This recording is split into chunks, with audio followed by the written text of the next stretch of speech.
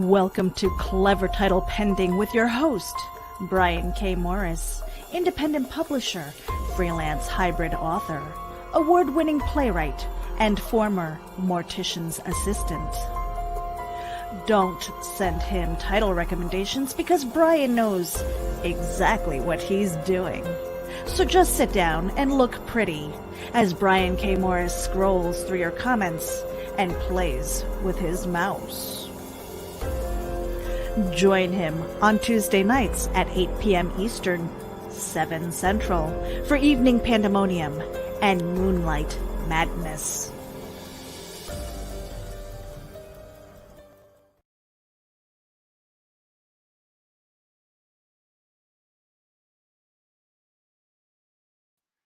I started out again with the muted microphone. Oh, well. Anyway, thank you for being here. Welcome to Clever Title Pending. I'm your host, Brian K. Morris. This is the show where we talk about creativity and the business behind it. And I always love the thing about this show because I get to talk to my friends, and sometimes I don't get to see them in person. And this, is just such a joy to me to be able to interview them on the air, and hope you enjoy tonight's especially. Now, a number of you ask me now, who's that attractive lady in the opening photos there? No, it's not Charles D. Moisant. We have got that lady here right now. She is a real-life superheroine. She is a businesswoman. She is a creative person. She is an actress. She does just about everything, and she does it right, and she is the real-life queen of the paranormal. I would like to present to you Kadrolsha Ona. Kadrolsha, how are you tonight? I'm hot. It's 102 degrees here, and I think it's a whole 90 now. So, yeah, I'm hot. I'm smoking hot. Oh, there you go. Well, quit your complaining then. Good Lord, it's cooled down. Anyway, Kadrolsha and I have known each other for what, about 5 years now? Easy, if not more, yeah. Yeah. And we've been involved in several creative activities together. We were at SilCon last year. Very happy That was a lot of fun. That was a great time. That really was. And we also got to spend a little time, where would you take a friend, right? Some people take them to a fancy restaurant. Some people take them to a park to stroll around. Kadrolsha and I went to a cemetery. We went to Bachelor's Grove Cemetery last year. Well, we did it. We did publicity shots there. That's where the comic book started. And it was so nice. And Ron Fitzgerald was there with us. And Charles came, Charles Moisat, and Philo Barnhart, he showed up there. And there was another gentleman, I can't remember his name, but he was a paranormal investigator. He was just kind of kicking around. He was there. So, it made for a great time. And just to see the place and the vibes from that place, too. There was a lot going on there, for sure. Yeah, seriously, it was a good time. Oh, and I want to say real fast, being grateful to our sponsors here, we want to say that we're powered by Geek Insider. Go to geekinsider.com for all kinds of really, really cool programs. Also, Rising Tide Publications, whom I'm somewhat intimate with, Comic Book Advocates, and Terraform Comics. And thank you for watching us on Facebook and also on YouTube. Also, the Rising Tide Publications page. And hopefully, if you're a fan of Kadrolsha's, you're watching her on her pages right now. And we're going to start out with some questions here and some comments from our friends that are already cascading into the room. And then we will grill Kadrolsha here in just a few minutes. But anyway, we've got Carl Wisman saying good evening. Cindy Kep, howdy. And hey, Cindy and Carl, they're talking to each other, ignoring us.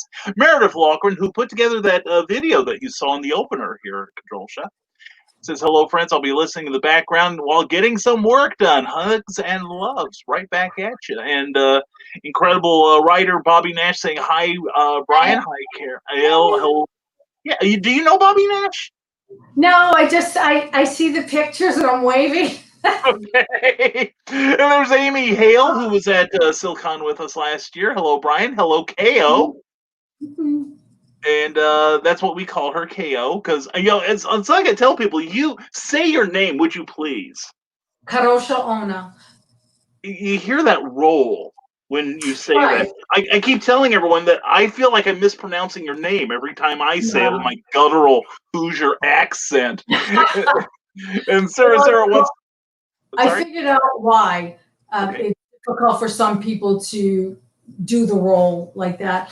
When you're growing up and you're forming your words and you're using the muscles within your mouth and throat to form the words, you're not using them all the same way in each language. So therefore, people that are let's say from India, then they speak American, and then they they speak English, but they speak it with an accent.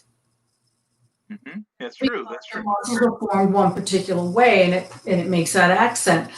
Same thing, I'm Polish, Russian, Lithuanian, so it's all from that area, and so we all grew up with knowing how to pronounce. Those words, those names, those phrases, and like "Moja droga, ja cię kocham," means I love you very, very much, and so you can see the rolling. But I honestly believe it's when you're young and you're forming those vowels and syllables and working the muscles, to make the sounds. Yeah. Well, okay, that makes sense. And Teresa says, "Yay, Kadrolsha! One of your fans is Hey, here." Teresa! These two know each other. That's it. And Yes. Jessica Johnson saying hi. And here we go. Teresa Dunn launches the question. And it was the first one I was going to ask. How did you get started? Because you're not only just a business person and a writer and an actress and all that, but you are also a real life superheroine. Honest to God, you are, because you Yes. exhibit powers and you have your own comic book based on your real life exploits. Right. So, how did you get started, like being a businesswoman and also exploring your paranormal talents? Well, to tell you the truth, I tell the story often. I was born into it. I come from 7 generations, possibly more, from Russia and Poland, and I'm Native American Abenaki from Newport, Vermont. And I grew up in a household that everybody could do this. I mean, I thought that this was normal until I moved away.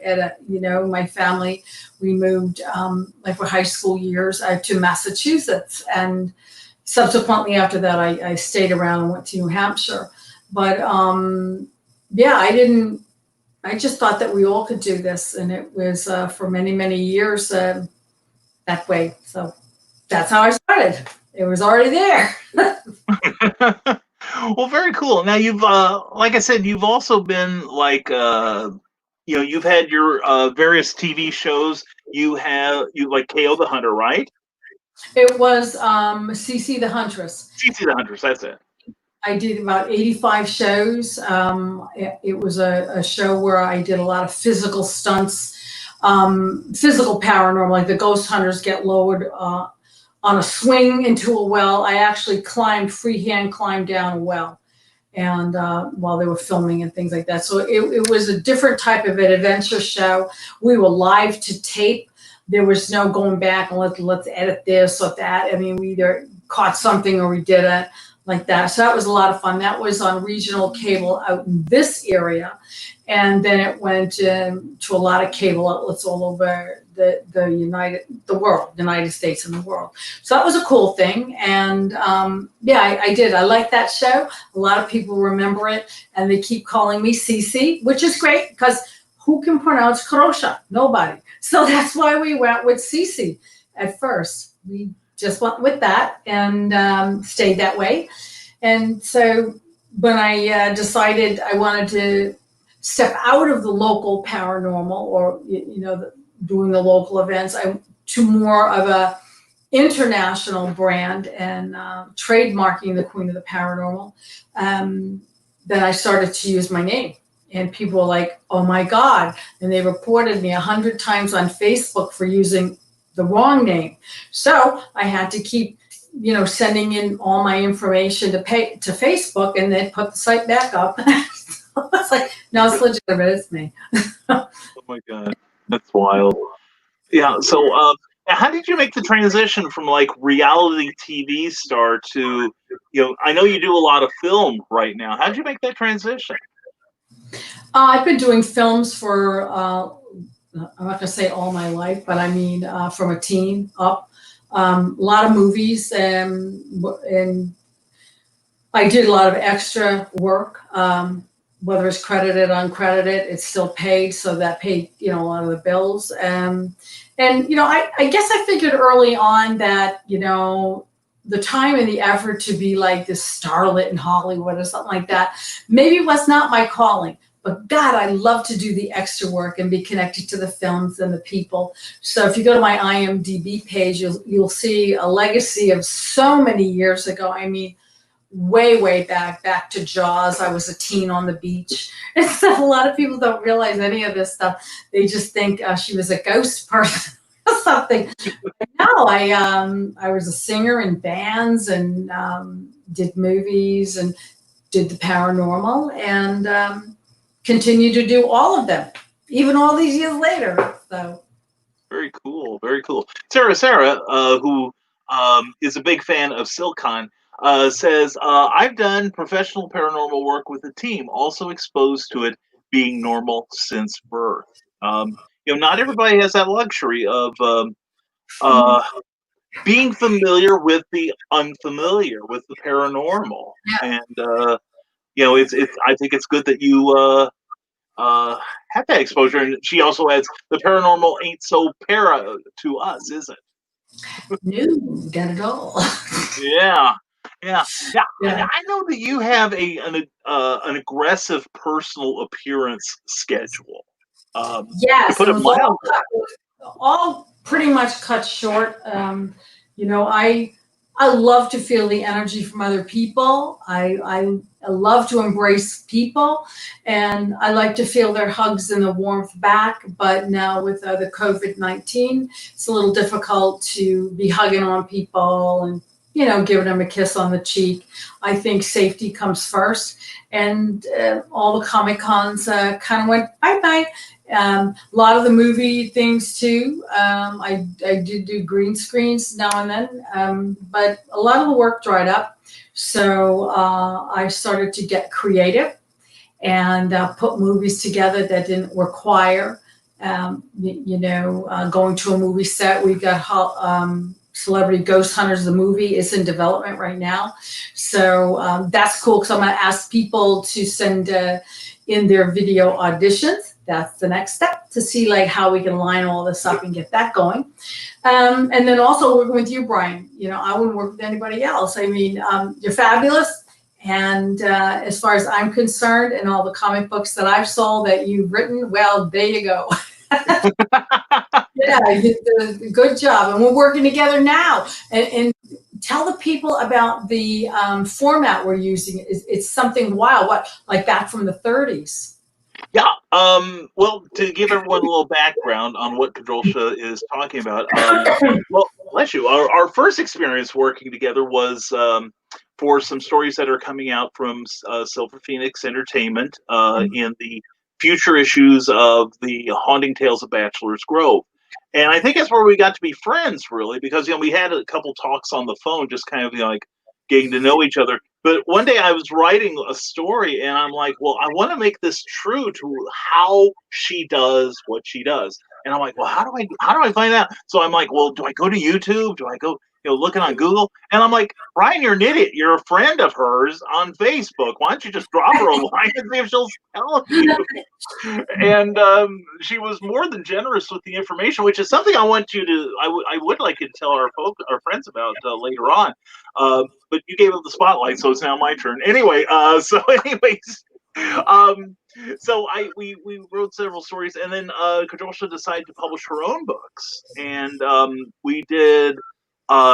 We've done 2 stories so far. The latest one being Celebrity Ghost Hunters, which I do want to talk also about later, because it's now available from Kadrolsha, and you can get a copy if you talk to her.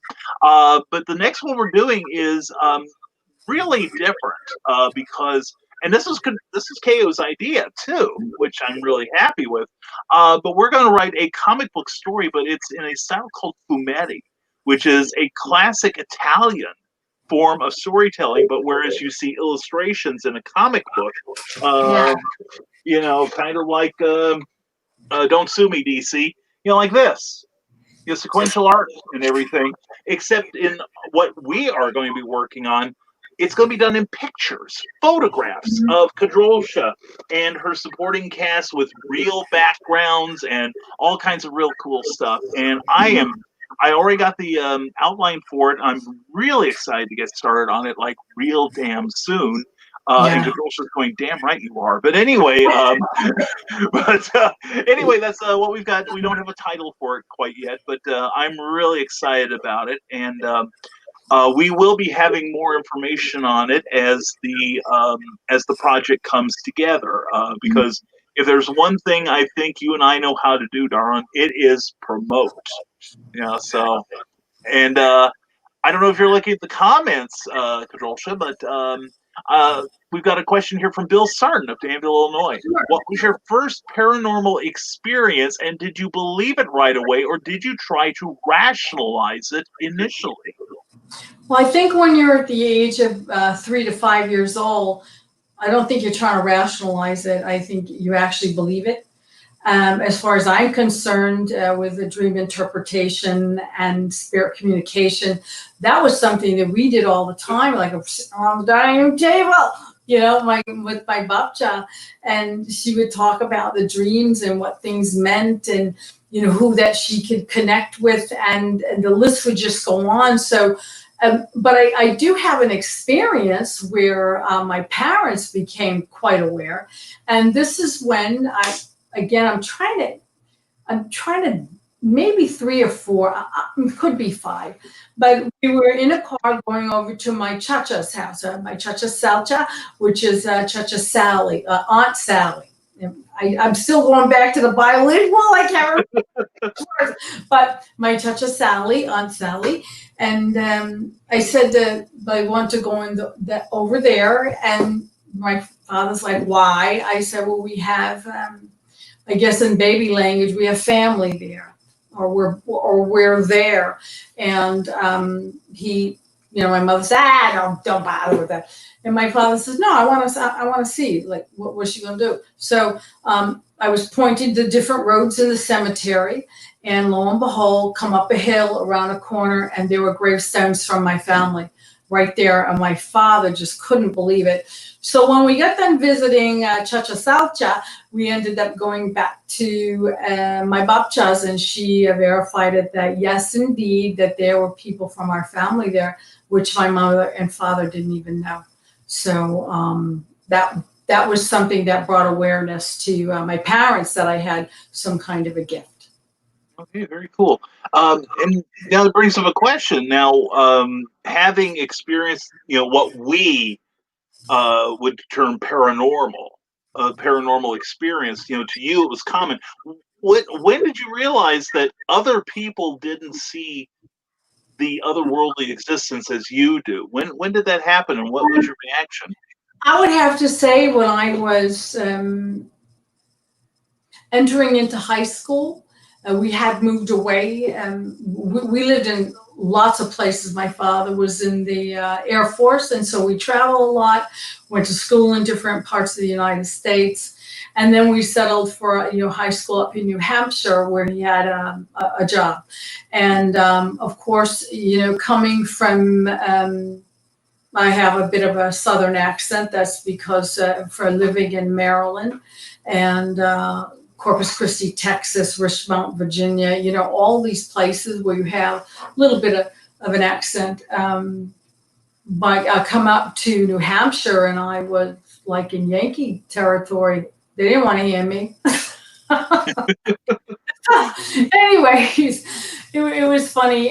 But the kids nowadays, at that time, we were all, on a par, but they would make fun of me for my accent, my lips, you name it, the blonde hair, everything. But mainly they would make fun of my ability to be able to forecast things that were going to happen. And see things into the future, and they'd give me a hard time. But their parents did not, especially the moms. The moms would actually try to ask me a question. They would get a hold of their daughter, It's usually through the girls, and the girls like, oh, my mom wants to know this, you know. So, and I give an answer, and then go home and go, shit, she was right. Wow. So, yeah. Very cool. Very cool. We have some great comments, and we got a couple names that are going to pop up. I think you may recognize. Carleen from YouTube asks or says, "Having an ancestor with me, Sarah. You're right. Not so para, just normal." Where Carleen lives, she's got, I believe it's her grandmother's spirit in her house with her. Okay. So, and when you invoke your abilities, you talk to your grandmothers too, right? Yes, and in fact, my grandmother, my babcha, it's funny. She always presents herself in a green dress, aquamarine, but maybe a little dull, with a little moss green thrown in there. A dress that she'd always wear. So she'd present herself in that dress, and when she does that, I usually have a migraine. Why she presents herself, she sits on the bed, or she'll sit in the opposite side of the room. And yeah, it's a little unnerving sometimes, but she's always there, you know, to talk to me. And, you know, and sometimes she'll say, no margarine, which means she was always into, you have to eat good. You have to have whole foods, whole cheese, whole milk, no margarine, no margarine. So I would say, like, you're having a margarine. I'm fat. I eat the margarine. I'm fat. And so my grandmother had this almost like a British sense of humor. She used to say that we'd have to get a phone in a casket for her, because how are we going to, you know, get a hold of her when we want the dreams interpreted? You know? So, yeah, that's funny. That is funny. My grandmother's around a lot. Yeah, so I do have spirits from my family that come and go and stuff and say hello. That's awesome. That is cool. Sarah says her house is packed with spirits. I don't tell a lot of people that, but my whole family has experiences, and I get messages as well. That's very cool. Very cool. And I'm sorry, go ahead. No, go ahead. Oh, no. It's your show too, you know. I was agreeing with what you said. Okay. I'm just not used to people agreeing with me, so I have no point of reference. Anyway, Melly Keefe is saying hello. Mwah. Melly, love you. Hope you're having a great night. And good evening, everyone. And I love you too, Melly Keefe. Aw. My legion of admirer. And Carleen continues, if there are any more around, I don't know. My ancestor, I call him George, with his permission, doesn't allow me to speak to any other or them to speak to me. He's very protective. And it could be a generational thing. You got to remember that men were dominant and women were more muted. And if you were to speak, you really did search for, you'd ask for permission depending on your religion or culture or what generation it was. That's true. I understand that. And miss you too, Melly. Love you, hon. And hey, sexy. I don't know which one of us she's talking to, but yeah. I'll take whatever I can get. And thanks for sharing videos. Melly, it was my pleasure, hon. Always anything for you. And Ron Fitzgerald, Master Ron Fitzgerald, a familiar name to both of us, has a couple of videos that he's asking people to share, and you can see them on my webpage. My profile. I clicked the like button. I did. Okay, I'll go back and share that. Sure. Oh, excellent. Thank you, Ko. And Melly Keefe invokes the dark, sticky one. And okay, I turned the fan on. I'm dying. Oh goodness, yeah. When I put you solo on the air, I take a drink of water. Now the secret is revealed. That's how I look so fresh, and I'm sweating like a hog here. Anyway, Carl Wisman says I used to pick up photo novellas at the Mexican store in Hoopston, and those were fun. Sounds like the Italian version of that. Yeah, that's exactly what it is. Whereas, you know, the Spanish also indulged in that format too. America has done a few photonovella type stories. But I can guarantee you, with Kadrolsha at the helm here, we're going to kick it up a couple of notches. Sarah says, we have one foot in both realms, don't we? Nice to have a kindred spirit on here tonight in the paranormal. Yeah. Bill Sargent says, have you visited any place that you found out was pure evil and vowed never to return? No, I have never. I think that I think a lot of the television shows are overproduced, and they like to elaborate or lie or fake or whatever to get people to, buy into it, and sponsors and this and that. It's very, very rare you're going to find something that's terribly evil, so bad that you've got to run out of the room. I never return. I've had experiences with like a badass ghost or something. When people pass away, they usually keep the same personality. So if you have someone who was a sexual deviant, he's going to be that way, or she's going to be that way. In the afterlife, you have someone that was a jokester or a crotchety old man, or or just someone that loved to give you hugs and rub your head. They're going to be that way, and you're going to feel them, pulling your hair, rubbing, stroking you like that. And so, a lot of these spirits, they're doing what they did in real life. And so as far as super, super evil, no, I never have. And I don't know why all these people, they have like one show, and then next thing you know, you got 50,000 of them seeing some kind of demon.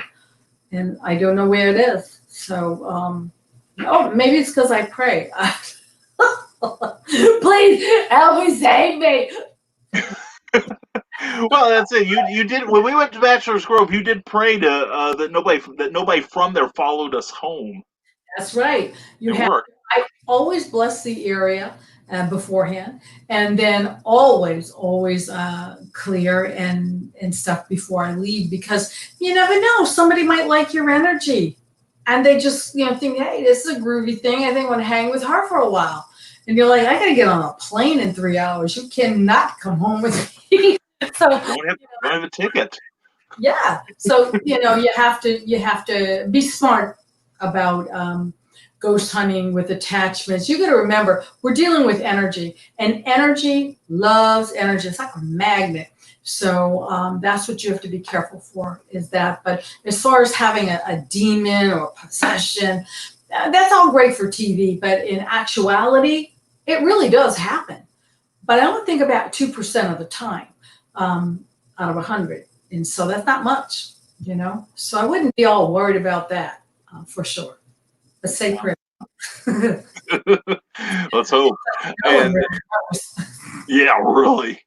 And Sarah says, why do sensitives get bullied so much? Maybe they're afraid of it? Well, what would you say, KO? Why do people who exhibit extrasensory perception, mind reading, clairvoyance, what have you, why do you think many people fear them? Or bully them, or try to, like, okay, I misinterpreted the question. Okay, now I understand who's bullying who. Well, I think it's quite simple. A lot of people who are sensitives, they can feel the energy from the one who's bullying them, and that energy is all full of static. That energy is for lack of their own self-confidence, lack of their own knowledge, not knowing, what's happening, and not wanting to be reasonable, to open up their ears and mind to accept some positive knowledge, like positive reinforcement, positive energy. And I think most off is that the bully fears the person because of the unknown. Again, back to education. And therefore they bully because they have no logical explanation, and therefore they're just going to make fun of you. Makes sense. And now I'm going to make you smile, KO. Here he is. Ron Fitzgerald. Yay. Hey, Ron, how are you? Ron Fitzgerald, for those of you who don't know, is the master of dark, sticky illusion, and one of our favorite people here. And he was with us at the Bachelor's Grove Extravaganza last year, and it is good to see you, Ron. Oh, I love you, man. And he says, thank you both. Much dark, sticky love. Well, our darkest and stickiest Yeah. to you, And he too. gives great hugs and kisses, and he just feels so good. Maybe I shouldn't say that, but yeah, he was a wonderful, wonderful guy. What positive energy he has that I could feel, and I just love being with him. Just did. Great guy. He's fantastic. And Bill Sarden has another a question here. What would you consider to be too risky or dangerous to do during an investigation? Go by yourself.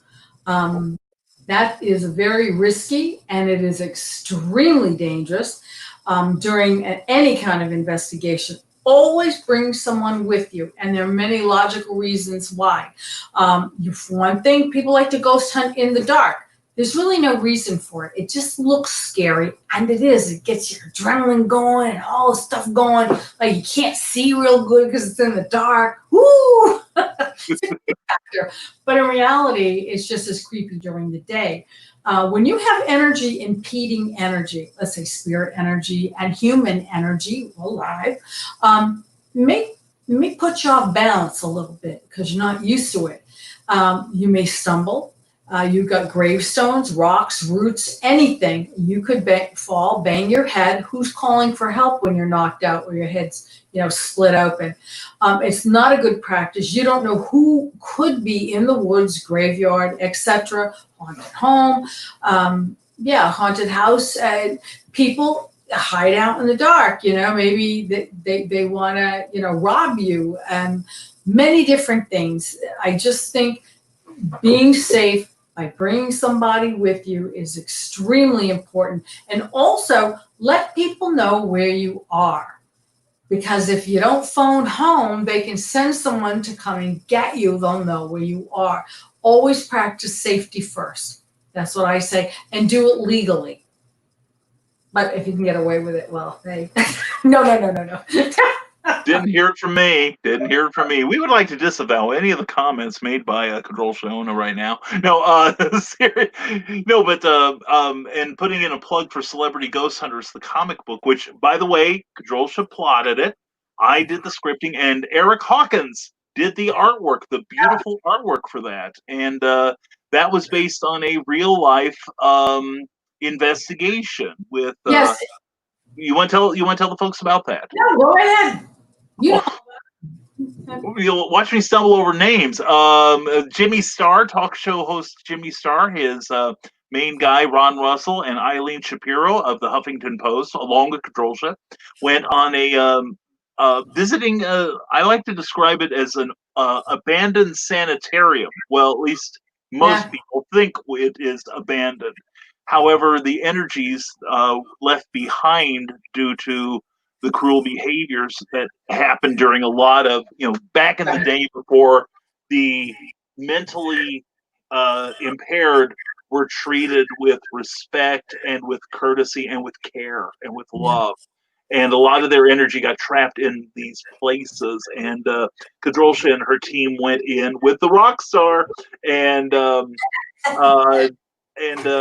went in and had a bit of an adventure. And it was where she got to be her superheroic self. But anyway, like I said, I'm really proud of that comic, and it turned out really well. Kudos to Eric and to KO for that. And if you want a copy, look at the crawl down below. Queen of the Paranormal. And that's all you need to know. That's the page here on Facebook, and also queenoftheparanormal.com. And that's how you can contact KO for your copy of that comic book. And now our next question comes from Nick Tockard. This may sound odd, but do you notice an uptick in the frequency of supernatural occurrences overall, or more do you find it more cyclic? Or, do you think it waxes and wanes? And Nick is also a gentleman who has some direct contact with the paranormal too. Well, so I would have to say it more waxes and wanes. because that is how our environment is. If you break it down to brass tacks and you're looking at it scientifically, energy ebbs and flows, ebbs and flows. So when you hit it at a high, of course there's going to be a lot of stuff, but then you may hit it at a low, and then there won't be much there. So you have to take a lot of factors, into consideration when you do an investigation, or let's say you want to maybe do a reading or whatnot. Sometimes the stuff is just not there because, again, you're at a low, and people, they don't realize this, that they don't even understand about the environmental, not only that, the environmental factors, when it comes to maybe we're having a thunderstorm, that creates a lot of, static electricity. You don't know if your, equipment is working correctly or it's just a thunderstorm. So there are a lot of factors involved when you do go out. And that's why I think it's, it just ebbs and flows. That's a natural pattern of life. Very cool. And Ron Fitzgerald also says, good mojo from you as well, KO.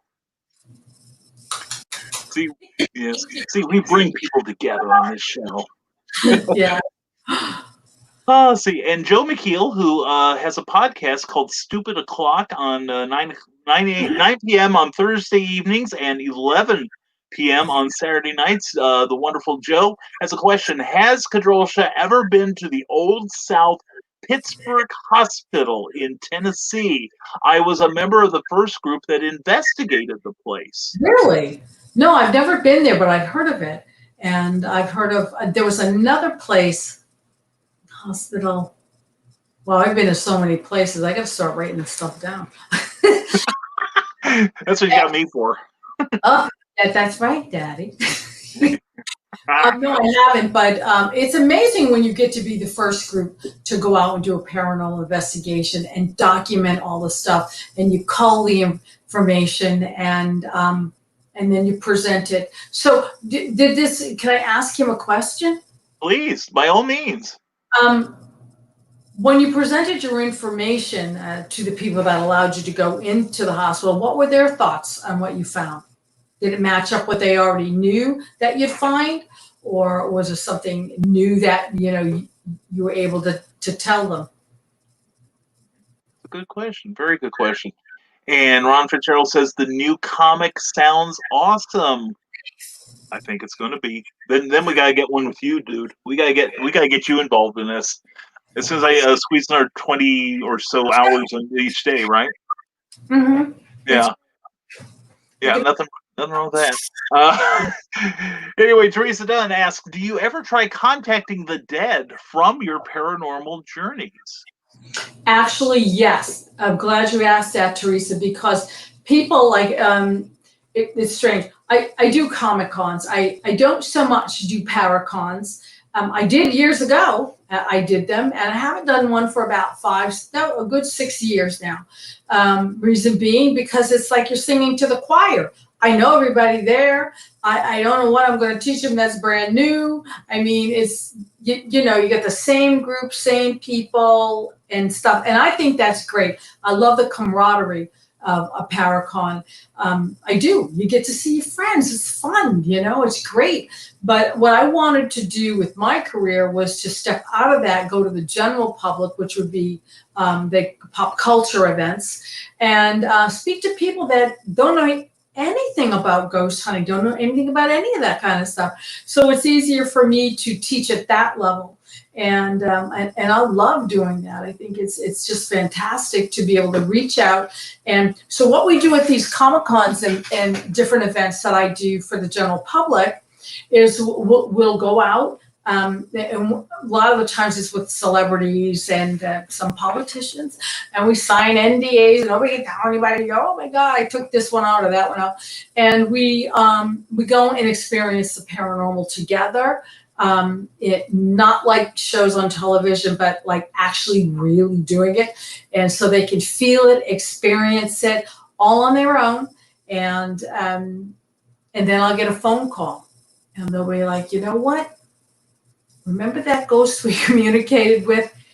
I have a question for him or her. And therefore, at that point, that's how we revisit that spirit again. And I tried my hardest to make contact with that person, that spirit, or I give the person I'm working with the techniques on how they can try with my assistance, whether we do it on Zoom, Skype, or whatever, to try to communicate. And it's fascinating, the results. It's great to go back to be able to reestablish that connection. Very cool. And speaking of connections, I think you've got one here with Sarah. Sarah, who feels like she's home with another sensitive. Yeah, definitely sensitive for sure. Empath. Yeah, it sometimes it's hard. It's hard to shut it off. You want to go to bed at night, and you're like, oh, so you learn to live with it, hopefully, or you just take a drink and go to bed, NyQuil or Benadryl. There you go. No, I don't do that. I do. Carl Witzman says those TV shows interview people who have seen things during the day, but then they have to investigate in the dark. I call BS. That's just for ratings.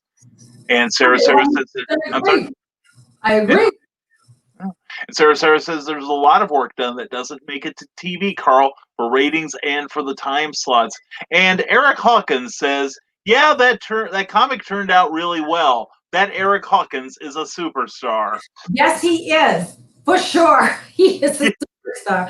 He answered all my questions.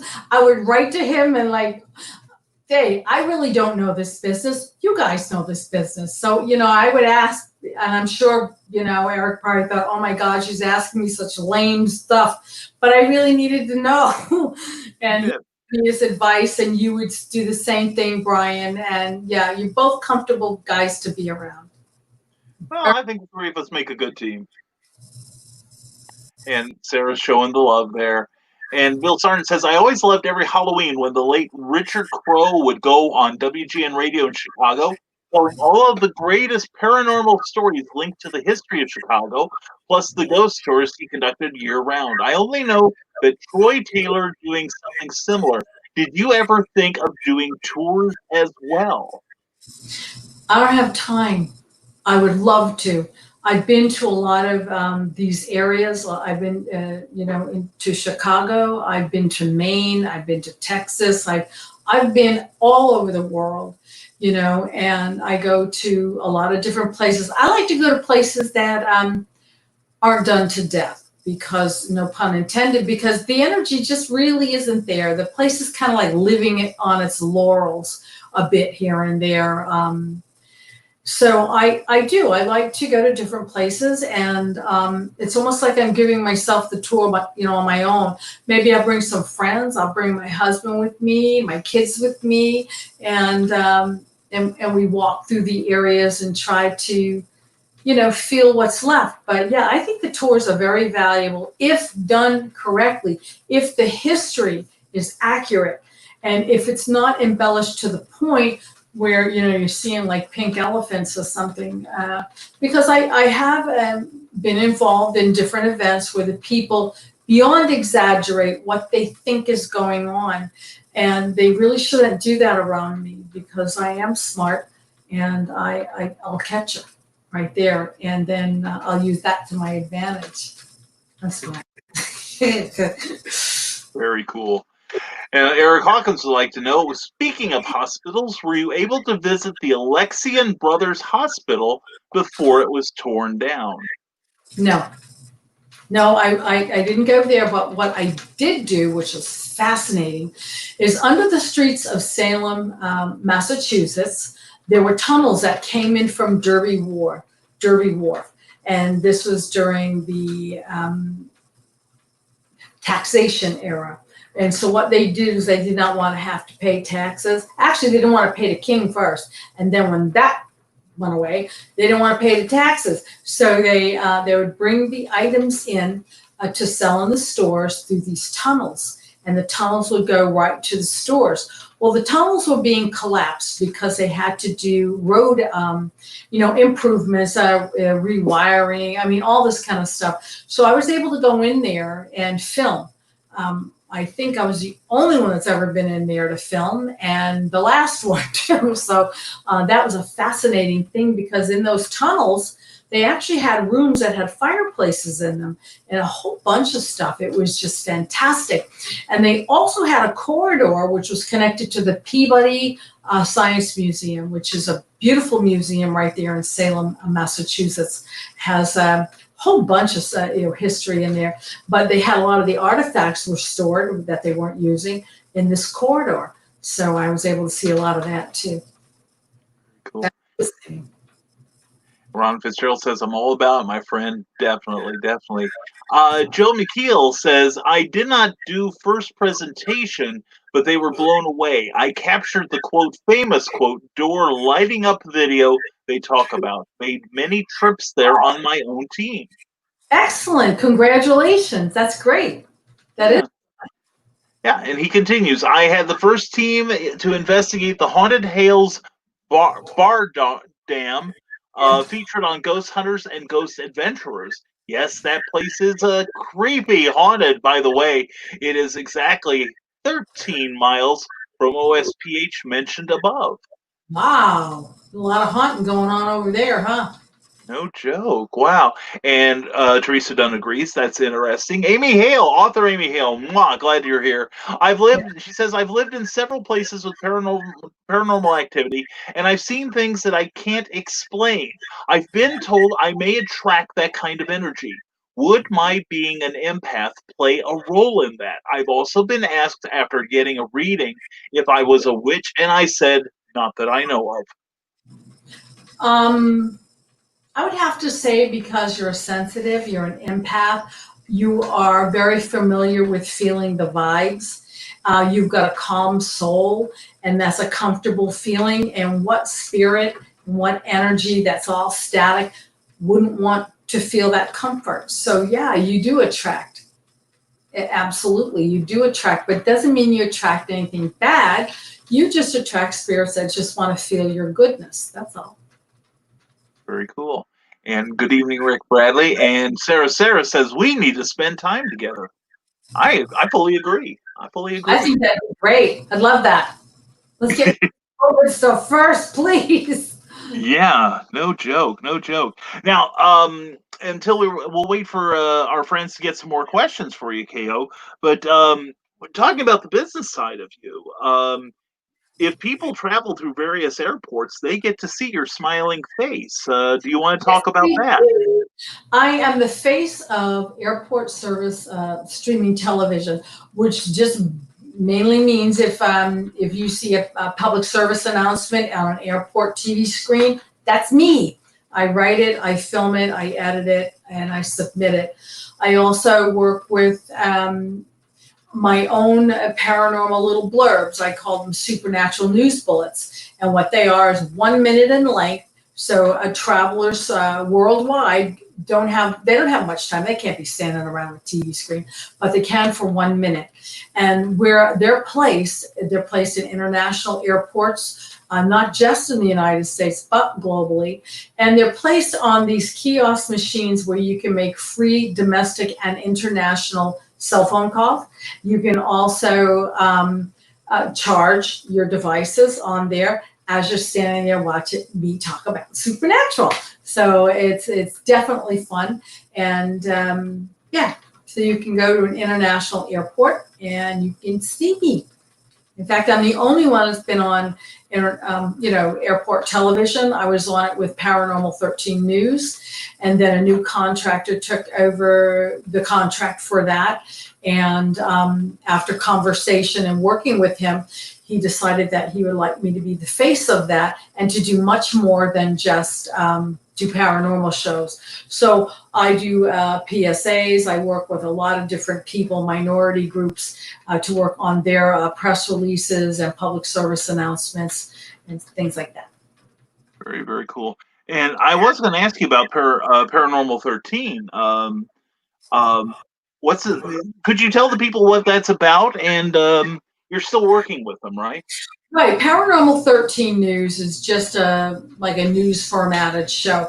It's constantly changing, and the whole consensus of was to be able to give women and men an opportunity to come on, be a host, have a website, and sell their wares at a level that they couldn't do normally because the advertising cost would be so great. So I would have them on free of charge, and they would host different clips of the paranormal. We decide if they're real or not real or whatever, and that's cool. And so we did two seasons like that. Then we did a third season with Debbie Perkins, who was doing Paranormal 13 News special reports. And she'd report on things like haunted food or haunted outhouses, things like that. So that was neat. And then I'm working with a few people right now to get some more programming there. We're seen not only on Roku, but we're seen on the Galaxy Global Television Network, which is in all 195 countries. So it's pretty big. And Paranormal 13 News cannot get canceled unless I want to take it off the air. That is how my contract is written. It's not like you come up with a show and they decide to boot you off the Travel Channel or Sci-Fi or A&E or whatever. It's a long-term project, and I'm at the helm. Beautiful, beautiful. And Rick Bradley, author Rick Bradley, talks to us from Facebook. He doesn't know if this has been asked, and you don't need to apologize because it really hasn't been. But what would be the scariest paranormal experience you've had, KO, and what also would be the best? Marrying my husband. That was a paranormal experience, was it? Yeah. But it was the best. Okay, all right. Yeah, I'm just thinking, where can I find the film? Okay, what was the scariest then? Don't say marrying your husband. Yeah. It really is. No. I would have to say being with Jimmy Starr, Ron Russell, and Eileen Shapiro, we went into a facility called Kings Park Asylum. And we not only went in there once, we filmed 2 ghost shows, and they both went viral. And I combined them both to write the story of celebrity ghost hunters. But while we were in there, a couple of really weird things happen. And I've often wondered, do the spirits really know who you are? I mean, how do they know? And I said, and you can clearly hear it on the YouTube video. I was asking, do you know my name or someone's name, something like that. And the spirit, as clear as could be, on the recorder said, Jimmy Starr. And so I'm playing it back, and we're all like, whoa, we were blown away with that one, because Jimmy's never been there before. I've been there before, but he was not there before. So how would they know his name?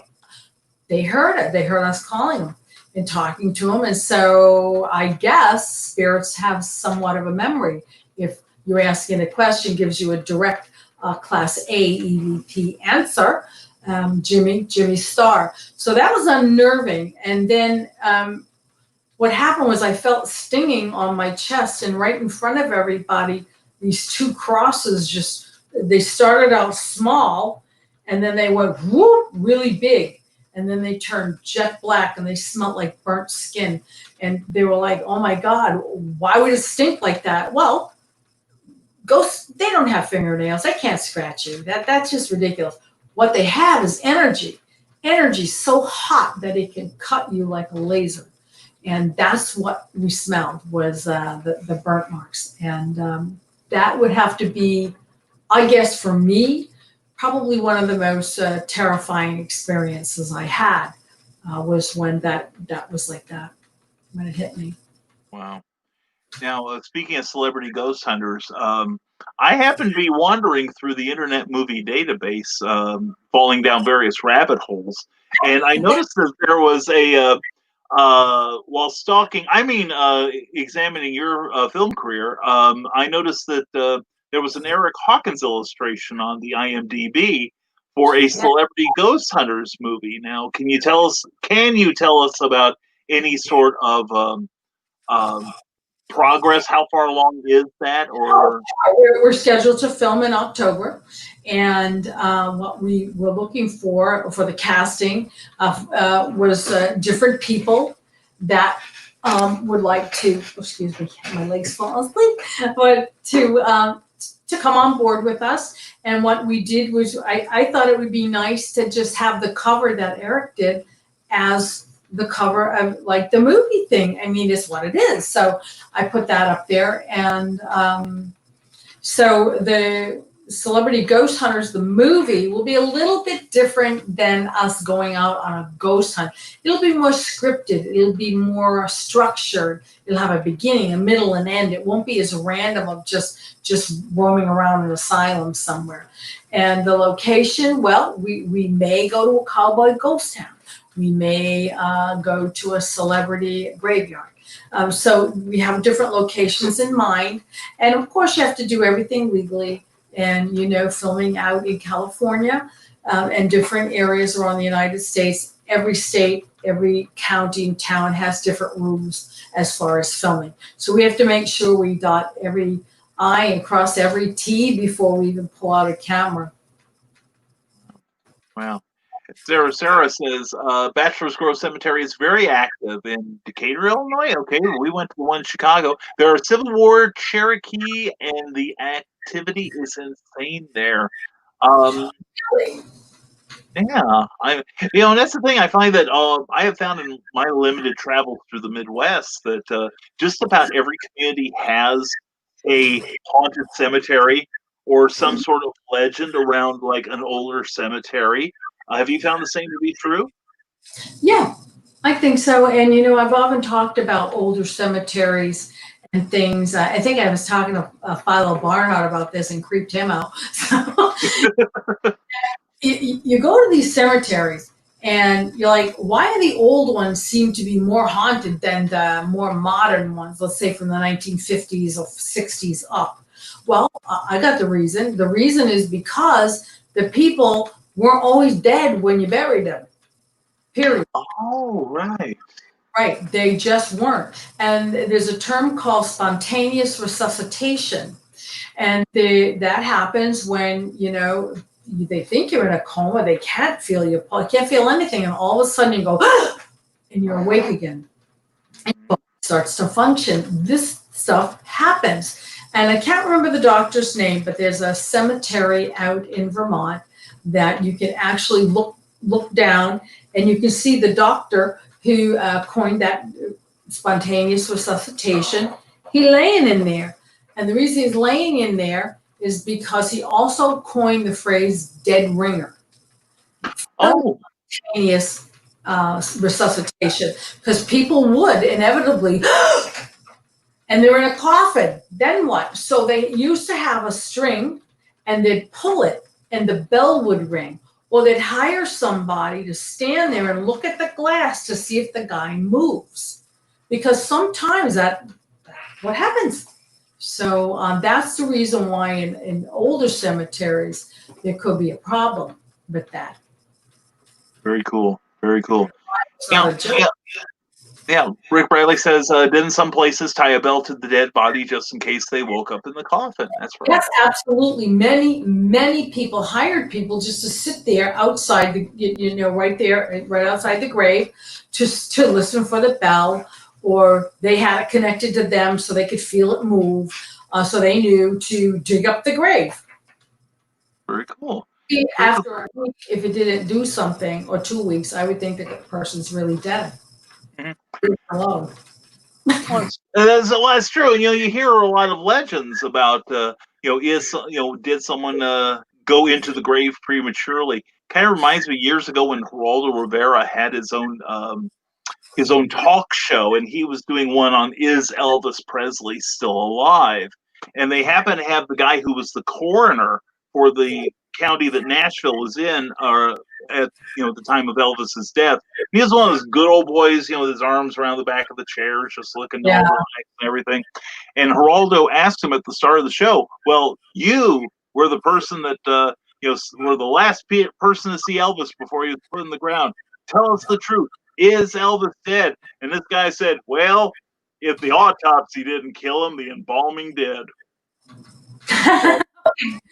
Wow. Yeah, talk about the truth there.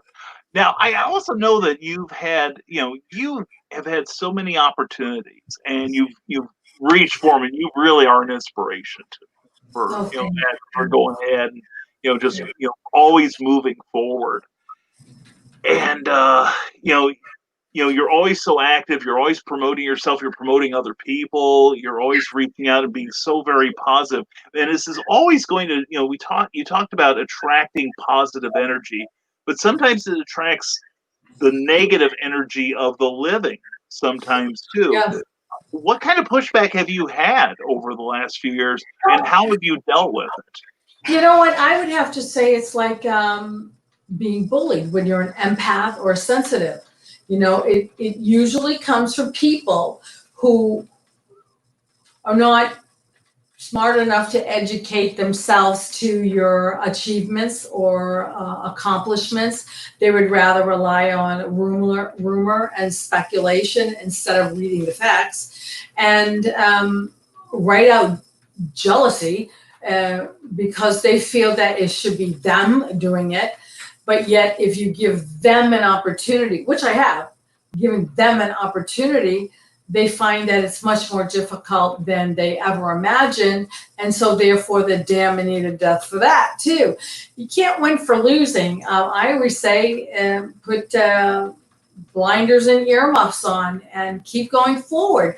I mean, the other adage is, if you're going to pay my retirement, I will listen to you. But if not, go F yourself. Period. That's it. Real good advice there. And Sarah says, yes, dead ringer. Man, it's nice to have someone talking to someone who knows what they're talking about. Oh, thank you very much, Sarah. Thank you. I try to put it in like a humorous fashion because I know when people experience the energy of the past, they can become overwhelmed and very sensitive. I mean, these are, people that have never, ever had a paranormal encounter. When taught what it feels like, then they start embracing it, and then they start to get emotional. They could feel, their chest being pushed on, the knees feel weak. And there's so many different ways the paranormal feels. And again, I'm not going to discount the paranormal shows. I think they're great for entertainment, but I think if you really want to do something real, that's where you call me. There you go. There you go. Well, paranormal.com. We have the paranormal.com, just like it says at the bottom here. Also, when you're on Facebook and you go to Queen of the Paranormal on there, look it up on their search engine and give that page a like and follow Kadrolsha because she's always got a kind word to say, and she's always got some positive energy to start your day with. It is a delight. It's like, and I promised you an hour. We're 3 minutes over. I guess I owe you dinner. That's okay. That's okay. I'm glad you had me on. I love your audience, and thank you very much. And we'll be working real soon on what you have written. So we will. Yes, we will. Get the camera out and take those pictures. My daughter helps me so we can get this comic book under wraps. Get it going. That sounds good. Now, what I'm going to do, Kadrolsha, is I'm putting the spotlight on you, darling, and I would like you, and I should have done this in the opening, but just forgetting everything I have to do because I'm having so much fun here. Tell you what, well, we've got one more comment from Bill Sarn. Do you want to handle it? Then I'll let you go here. Or? Sure. Okay, here we go. Do you believe or have any information of the cursed bricks from the SMC Cartridge garage at 2122 North Clark Street in Chicago, where the St. Valentine's Day Massacre, yeah. Yeah, in 1929, I heard testimony from previous owners of the bricks claiming if they didn't get rid of them, it might have cost them their lives. There's also a prison in Alton, Illinois, I read about years ago that was the same situation, that many people died there, and they used the bricks to build houses around towns. So anyway, what do you know about the SMC Cartridge garage? Well, I know was a scene of a very, very violent St. Valentine's Day murder. And the fact that there was blood there and bloodshed there, their blood is probably still there, soaked into the brick. I don't care how much the weather comes and pours down, but it's something that's very hard to remove. And with that blood comes energy. Like, we're all made of energy, our blood has energy and whatnot. And to come into contact with that energy just must be terribly, like, overwhelming. Unless you have someone of like mind, let's say if there was another mobster or wise guy, they call him, that wise guy might be able to interpret that energy in a different manner than, let's say, you, Brian, or or Bill, who's writing it, because they are of like mind. And if they're a paranormal investigator and a sensitive, then they might get some pretty good stories out of the energy of that blood from those bricks that are still there.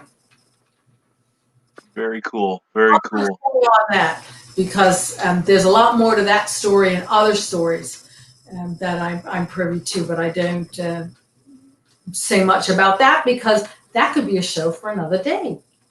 And probably should be. And I hope we all get to watch that real soon. So now, everyone, I want to thank you all for your questions. Thank you for treating my dear friend here so well. And now, Kadrolsha, we're going to give you, well, like I said, we're going to give you the spotlight.